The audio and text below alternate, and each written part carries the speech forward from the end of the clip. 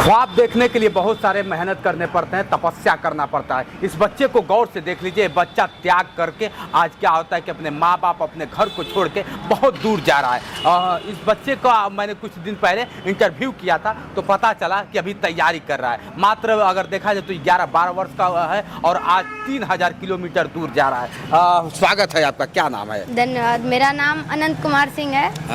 अनंत कुमार जी, जिस तरह से शुभकामना है आपको इतना दूर, और वैसे कॉलेज में आप कभी परिकल्पना किए थे कि मेरा एडमिशन हो जाएगा? मैंने कभी सोचा तो नहीं था कि ऐसे स्कूल में मेरा एडमिशन होगा। अच्छा, क्या किस तरह से तैयारी किए, कब तैयारी किए?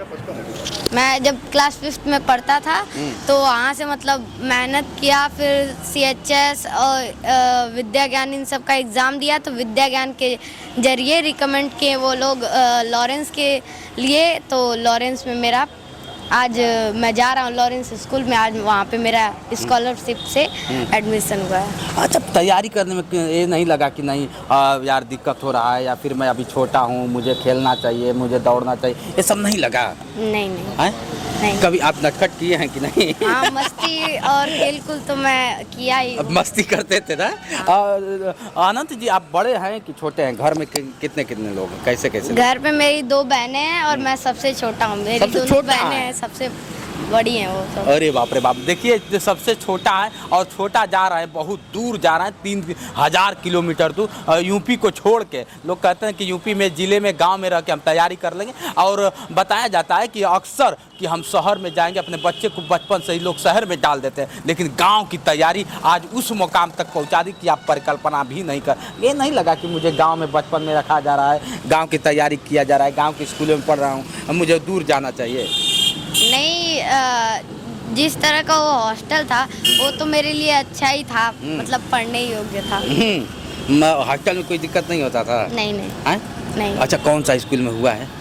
Lawrence school, Lovedale. अच्छा, तो जब तैयारी किए तो कितने बच्चों के बीच में, मतलब आपका एंट्रेंस था जो निकला है, कितने बच्चे? जिस समय मैं वहाँ पे था उस समय करीब 50 लोग वहाँ पे थे। 50 बच्चों में सिर्फ आप ही का निकला है? हाँ। अब देख लीजिए, 50 बच्चों को हरा कर कह दीजिए, चाहे मात देकर कह दीजिए, जैसे देख लीजिए, बताया जाता है ना कि होनहार बिरबान के होत है चिकने पात। तो बचपन से ही समझ में आने लगता है कि वो बच्चा करेगा क्या। अगर बात किया जाए आनंद जी, क्या बनना चाहते हैं, अगर चाहते क्या है शिक्षा को लेकर? मैं साइंटिस्ट या इंजीनियर बनना चाहता हूँ। कौन बता दिया कि साइंटिस्ट इंजीनियर बनना है? ऐसे मेरे मतलब मैं तो बनना चाहता था साइंटिस्ट, बट मेरे पापा ने सजेस्ट किया कि इंजीनियर की जॉब मतलब। अरे बड़ा दिक्कत होता है इंजीनियर में। ये नहीं बताए? नहीं, तब भी सॉफ्टवेयर इंजीनियर में बहुत अच्छा होता है। हाँ, सॉफ्टवेयर इंजीनियरिंग करना है। अब देख लीजिए, बाबू का जज्बा है, अनंत जी का जज्बा है, शुभकामना हमारी है। बगल में इनके तैयारी करने वाले टीचर भी हैं और इस बगल में इनके पिताजी हैं। पहले तो स्वागत है सर आपका। नमस्ते सर, थैंक यू। अनंत के बारे में अगर बात कर लिया जाए, अनंत आपके स्कूल में तैयारी करता है, एक छोटा सा स्कूल में, गांव में स्कूल में आप तैयारी करवाते हैं और यहाँ तक लगते हैं, ये कैसे मतलब? सर, इसमें बच्चे के अभिभावक, बच्चा, क्योंकि हमारे यहाँ बच्चा गरीब गांव से ही बिलोंग करने वाले आते हैं। एक गाजीपुर के रूरल एरिया हमारी क्षेत्र में हॉस्टल चलाते हैं, जहां जो भी कॉम्पिटिटिव लेवल स्कूल एग्जामिनेशन है उनकी प्रिपरेशन कराई जाती है। तो हम 10 साल के जर्नी में हर साल लगभग नवोदय विद्या ज्ञान सैनिक में सिलेक्शन होता है। जैसे इस बच्चे का विद्या ज्ञान सैनिक स्कूल में भी एक अच्छा रैंक के साथ सिलेक्शन हुआ, और आज लवडेल में भी हुआ, द लॉरेंस स्कूल। लगभग 1 साल का कास्ट, लगभग 1 साल का 10 लाख रुपए, नियर अबाउट 60 से 70 लाख रुपए का इनको फुल स्कॉलरशिप 12 तक के लिए मिली है। अच्छा। और इस बच्चे के साथ, और सबसे ज़्यादा इन बच्चे के अभिभावक को भी मैं बहुत बड़ा थैंक्स बोलूँगा, क्योंकि जब ये बच्चा पढ़ता था, कभी अभिभावक जैसे किसी भी टाइमिंग के लिए अगर बोलें कि सर 8 बजे बच्चे की क्लास है, 8 बजने से पहले ही शायद हमारे क्लासरूम में बच्चा होता था। तो बहुत ऐसी चीज़ है। आज मैं इस बच्चे को साथ छोड़ने भी जा रहा हूँ तमिलनाडु, कोयम्बटूर। मुझे भी अच्छा लगा, और सर स्कूल तक जा रहे हैं? हाँ, स्कूल तक छोड़ने जा रहा हूँ। और उस बच्चे में वो प्रतिभा है, शायद आज के कुछ साल बाद वो चीज़ें और निखर कर आएगी, क्योंकि 1.5 साल पहले इसी बच्चे का आपने इंटरव्यू इसी चैनल पे किया था। बिल्कुल बिल्कुल। और आज उसी बच्चे का सिलेक्शन इस जगह पे, इस मुकाम पे हुआ। बिल्कुल इसके लिए सर मैं तो परिकल्पना भी नहीं किया था कि एक छोटा सा गांव में एक अगर देखा जाए हॉस्टल भी बहुत खास नहीं है। मैं गया था वहाँ पे, उस वीडियो को मैं चलाऊंगा, आप देख रहे होंगे। उस हॉस्टल की अगर बात कर लिया जाए तो लोग कहते हैं ना कि कण में भगवान होता है, तो कण जैसा था, बहुत हाई फाई नहीं था, कण जैसा था। लेकिन वहाँ लोग तैयारी करते थे, बच्चे तैयारी करते थे। सबसे बड़ी चीज़ है कि शिक्षा कहीं भी प्राप्त किया जा सकता है कि नहीं? बिल्कुल सर, अगर शिक्षा प्राप्त करने वाला होगा तो क्या कहना चाहेंगे और बच्चों के लिए? सर आप तो एक हाँ, मैं सभी बच्चों को शिक्षा देता हूँ, उसी प्रकार इस बच्चे को भी दिया। लेकिन आज तक के जर्नी में एक अलग सा ही बच्चा मुझे मिला, और जिसको मैं जिस मुकाम तक जो हमारे थे उनका निर्वहन किया।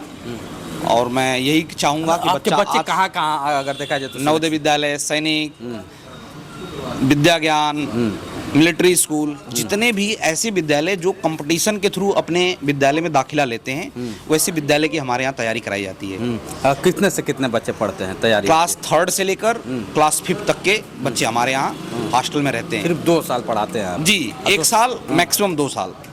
अगर कहीं सिलेक्शन हुआ तो ठीक, नहीं तो उनके अंदर ये एबिलिटी आती है कि वो बच्चा अगर जहाँ भी रहे वो ये एक स्टार के रूप में चमकता रहे। क्या बात है, देख लीजिए। हाँ, वाकई एक गुरु का हमेशा होता है कि नहीं, बच्चे का कहीं ना कहीं हुनर निखार के लाता है। पिताजी हैं, अभिभावक, इनसे से ही बात करते हैं कि क्या रहा इनकी जर्नी। स्वागत है सर आपका। सर नमस्कार, धन्यवाद आपका।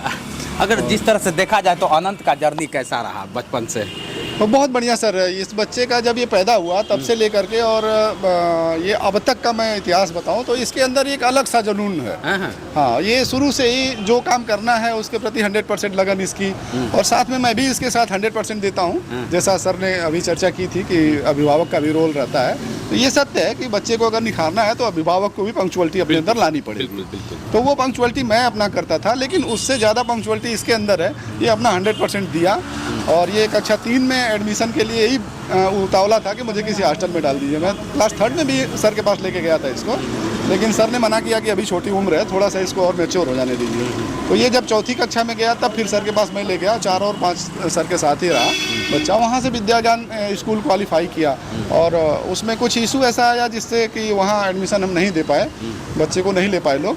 लेकिन उनके थ्रू ही एक रिकमेंडेशन मुझे मिला कि एक लॉरेंस स्कूल है, वहाँ एक ग्रोसरी प्रोग्राम चलता है जिसके थ्रू स्कॉलरशिप के थ्रू ही वहाँ भी एडमिशन होता है। तो वहाँ रिकमेंडेशन मिला, और एक सर हैं हमारे, उनका नाम मैं नहीं ले पाऊँगा क्योंकि वो नाम अपना बोलते हैं कि नहीं लीजिए कहीं भी किसी चैनल पर। तो उन सर से हमारी बातचीत शुरू हुई, और 8-10 दिन में हम लोग ये डिसीजन ले पाए कि ठीक है, हम दूर भी बच्चे को भेज सकते हैं। और बच्चा भी मेरा तैयार था कि पापा पढ़ना है तो कहीं भी हम जा सकते हैं, तो कोई बहुत दिक्कत नहीं थी। तो बच्चा तैयार हो गया और हम भी डिसीजन लिए, और फिर वहाँ 100% स्कॉलरशिप पे इनको एडमिशन के लिए केवल सेलेक्ट किया गया। जिस स्कूल में आप दाखिला करा उसका पैकेज क्या है, कितना खर्च लगेगा और कितना समय तक वहाँ पढ़ेंगे? जी, सबसे पहले तो मैं बताना चाहूँगा कि वहाँ भी स्कॉलरशिप लेने के लिए भी कम से कम 1-2 एग्ज़ाम और क्वालिफाई करना पड़ा, जिसमें कि बच्चे की थोड़ी सी स्पीच इंग्लिश की कमज़ोर थी, तो उनके थ्रू रिकमेंड किया गया कि 1 साल के लिए किसी अच्छे बोर्डिंग स्कूल में डालिए। तो मैं सनवीम लाड़तारा में बच्चे को अपने रखा था, और आज वो कक्षा 6 वहाँ से पास करके वहाँ गए थे हम लोग। 29 जनवरी को वहाँ टेस्ट था इनका, गए थे। मैथ में इनका बहुत ही अच्छा नंबर था, संभवतः 100 था शायद, 100 में। तो वहाँ पे इनका टेस्ट हुआ, पहले साइंस का, मैथ का और इंग्लिश का। टेस्ट में अच्छे नंबर आए, उसके बाद इंटरव्यू हुआ, पूरा इंग्लिश में ही इंटरव्यू था। 4-5 लोग बैठे थे सिलेक्शन टीम के, वो चारों प्रिंसिपल, वाइस प्रिंसिपल, सारे लोग वहाँ इंटरव्यू लिए। उसके बाद इंग्लिश में इनका पूरा इंटरव्यू अच्छा गया, तो फिर वहाँ से वेल्डन बोला गया, और मेडिकल फिर टेस्ट हुए। उसके बाद तब ये क्वालिफाई किया, और वहाँ आज ये जा रहे हैं उस मुकाम। छोटी सी गांव से निकल के जा रहे हैं, जिस तरह से बात किया जाए, आप कभी परिकल्पना किए थे कि मेरा बेटा वहाँ तक मैं तो कभी जानता भी नहीं था कि ऐसा कोई स्कूल है इतना बड़ा। और वहाँ का जो पैकेज मैं बता दूँ, आपने पूछा, वो 8,79,000 कक्षा 7 की फीस है। मैं तो कभी अफोर्ड भी नहीं कर पाऊंगा। इंटर तक अगर पूरा जोड़ा जाए तो वो करीब 60-70 लाख का जाता है, और 60-70 लाख रुपए ये करीब बच्चा अचीव कर चुका है आज। वो अपने दम पे वहाँ तक पहुँचा है। मेरा दम तो मैं एक सपोर्टर हूँ बस मात्र, वो अपने दम पे वहाँ तक पहुँचा है और अचीव करके। बहुत गर्व होता है कि बाप का सीना चौड़ा होता है जब बेटा क्या होता है कि कुछ नया अंजाम देता है। आज वाकई इनके दिल से जो भी निकल रहा है वो समझ में आ रहा है कि मैंने बेटे को कुछ किया है। तो हर एक बाप को ऐसा होना चाहिए, और हर एक बेटा को समझना चाहिए कि मेरा बाप कर क्या रहा है। और पहले की तरह नहीं रह गया, अब तो देखा जाए तो डिजिटल युग चल रहा है। क्या सर? जी बिल्कुल बिल्कुल बिल्कुल। मोबाइल का भी रहा है। थे कि नहीं इनको कि लो मोबाइल मोबाइल घर पे आते हैं तो थोड़ा यूज करते हैं और मैं मना भी नहीं करता हूँ, क्योंकि घर पे बहुत ज़्यादा समय तो मिलता नहीं है और वहाँ पे मोबाइल अलाउ नहीं था किसी भी हॉस्टल में। और यहाँ सनबीम में अलाउ भी था तो केवल हफ्ते में 2 दिन 1-1 घंटे के लिए मिलता था, शनिवार और बुधवार को रात में, तो बहुत ज़्यादा यूज नहीं कर पाते थे। घर पे आते हैं तो यूज करते हैं, ऐसा नहीं कि नहीं किताबों यूज से ही करते हैं। मतलब हाँ, ज़्यादातर किताबों से ही पढ़ाई किया है इन्होंने और अब थोड़ा मोड़ा मोबाइल यूज करते हैं, लेकिन अब आगे स्कूलों में भी वहाँ हॉस्टल में अलाउ नहीं रहता है मोबाइल। तो ये इनकी पूरी जर्नी हमको लगता है किताबों से ही होनी है। होना चाहिए। देखिए लोग कहते हैं ना कि जब तक किताबों से आप दिल नहीं लगाएंगे तब तक किसी भी मुकाम पे आप नहीं पहुंच पाएंगे। मोबाइल तो एक छोटा एक बहाना है मित्रों। कहीं ना कहीं इस बच्चे को देखकर, इनके अभिभावक को देखकर, ऐसे टीचर को देखकर आज मुझे याद आ रहा है कि वाकई गुरु हो तो ऐसा और बाप हो तो ऐसा है। आज तरह तरह के लोग बाप को कुछ कहने से घबराते हैं। बेटा बाप के सामने नहीं बैठता है और बेटा बाप के सामने, ये सच्चाई है। मोबाइल का जो दौर आ गया है, मोबाइल का दौर है। हाँ। और हम ये कहेंगे, एक मैसेज देना चाहेंगे जी। कि कभी भी बच्चों से बहुत दूरी बना के मत रहिए। आज के डेट में मैं देख रहा हूँ अक्सर पिता अपने कामों में व्यस्त रहता है और दूरियां बना के रहता है बच्चों से, लेकिन मेरे घर में ऐसा माहौल नहीं है। मैं जहाँ भी होता हूँ, मेरी पत्नी, मेरे 3 बच्चे मेरे सर पे बैठे रहते हैं दिन भर। माँ बल्कि कभी कभी कहते भी है कि आप इनका मन बढ़ा दिए हैं, आप दिन भर अपने सर पे बैठाए रहते हैं, वो बॉडी पे आपके लोटते पोटते रहते हैं 3 बच्चे। लेकिन इतना बड़ा बच्चा हो गया, मेरे गोद में सोता है, मेरे दिन भर मेरे शरीर पे कूदता रहता है। तो ये होना चाहिए, ऐसा एक लगाव रखिए कि ना बच्चा आपसे कुछ कहने में हिचके, ना आप बच्चे से हिचक पाएं कुछ कहने में। बिल्कुल बिल्कुल। तभी आप उसकी अच्छाई और बुराई दोनों को अच्छे तरीके से जान पाएंगे। दूर रहेंगे तो कुछ नहीं जान पाएंगे, कुछ ना नहीं उसकी जान अच्छाई आपको समझ में आएगी, ना बुराई समझ में आएगी।